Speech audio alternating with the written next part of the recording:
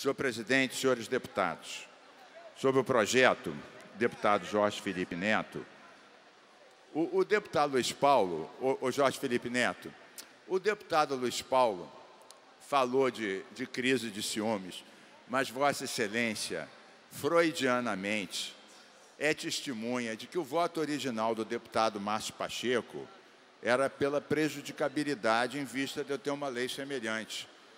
E eu próprio fui o primeiro de dizer que a gente podia fazer emendas na lei, se referindo a outra lei, e Vossa Excelência, no seu projeto, precisa uma série de procedimentos que não constam na lei original, que podem aperfeiçoá-lo.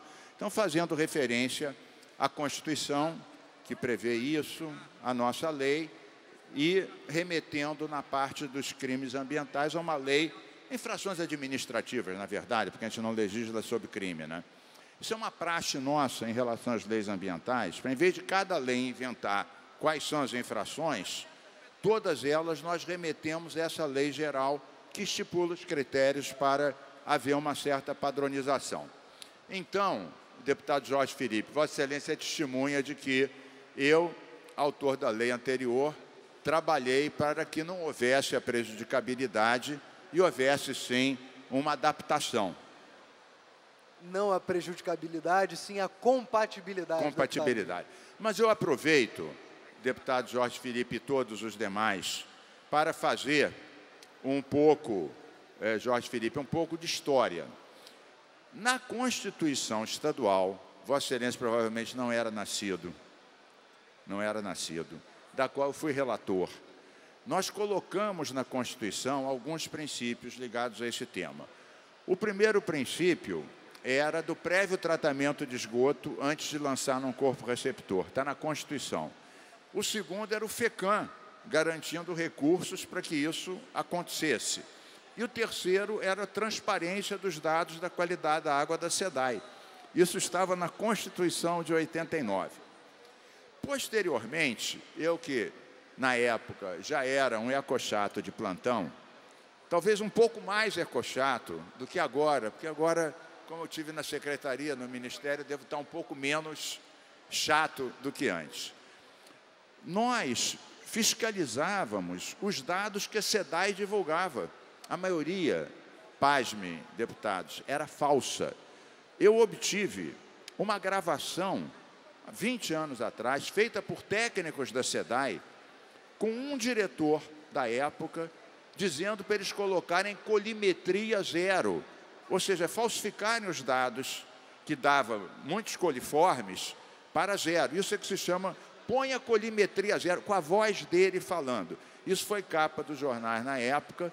Isso me rendeu uma ação contra o então presidente da SEDAI, contra mim, por difamação, que eu ganhei na justiça, porque provei que realmente o diretor tinha pedido para botar colimetria zero nos dados de 22 municípios. 22 municípios. Bom, posteriormente, a gente está falando de dados que têm que ver com a saúde de milhares de pessoas, porque nós sabemos, deputado Alexandre, que a primeira causa de mortalidade infantil são as doenças de veiculação hídrica, ou seja, causadas pela água poluída ou água fora do padrão. Bom, recentemente, então, a gente fez uma lei, um projeto que foi vetado pelo Executivo.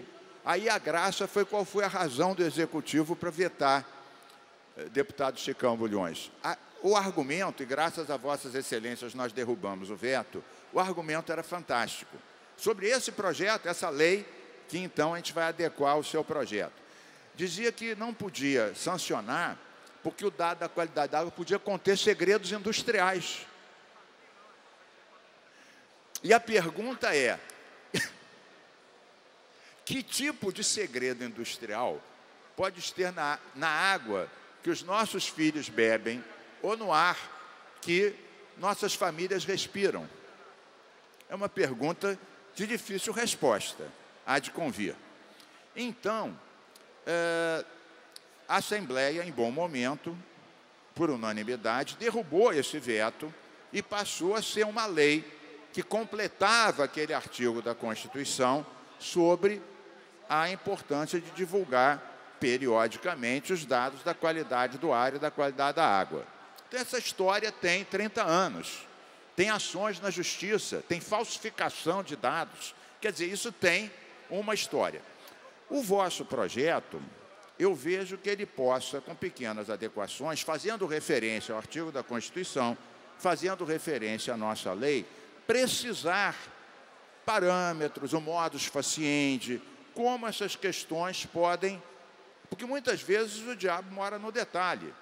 Transparência. Não, a água segue os padrões. Ou seja, sempre é bom definir. O certo seria até o governo fazer decretos ou portais, mas não fez. Não fazendo, essa é praticamente, vosso projeto é praticamente um projeto que regulamenta dispositivos constitucionais e legais sobre a transparência. E, portanto, deve ser aproveitada nesse sentido, porque, nesse caso, o que abunda não prejudica, detalha e ajuda realmente a cobrar do Executivo esse tipo de informação.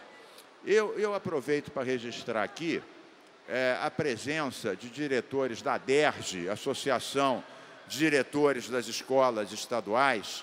Eles estão aqui presentes a propósito de um projeto que está em pauta, mais para o fim da pauta, mas que é muito importante. Não é o tema, não vou me alongar, mas é o projeto que é o projeto 267 de 2019, que, aliás, foi feito com participação direta da ADERJ e dos diretores. Depois nós vamos mencionar os diretores aqui presentes. A Denise me deu a lista aqui, a gente vai mencioná-los a todos vocês. Obrigado aqui pela presença. Eu chamo a atenção dos deputados, não é... Eu vou encerrar já, deputado Washington, exercendo a democrática presidência. Rosenberg Reis. Rosenberg Reis. Sempre confundo, desculpe. Essa associação vossa com vosso irmão que foi deputado conosco aqui. Há muito tempo, há muito tempo. Muitos anos. Rosenberg, desculpe. Mas então, só mencionando rapidamente a presença, deputado Rosenberg, democraticamente exercendo a presidência. Esse projeto é muito importante porque nós temos diretores que foram eleitos, aliás, me orgulho de ter feito a lei que permitia essa eleição, e muitas vezes eles são lotados até em escolas diferentes, como um diretor pode ser diretor de uma escola, sendo parcialmente lotado em outra. Ou seja, não basta existir um diretor, ele tem que ter as condições plenas de exercer com eficiência, com transparência. Esse mandato depende da qualidade de ensino de quase 2 milhões de alunos. Portanto, vamos votar esse projeto, é um parecer favorável, com emendas da Comissão de Justiça, e nós esperamos poder avançar no sentido de garantir o pleno exercício das direções eleitas das nossas escolas públicas estaduais. Obrigado, presidente Rosenberg.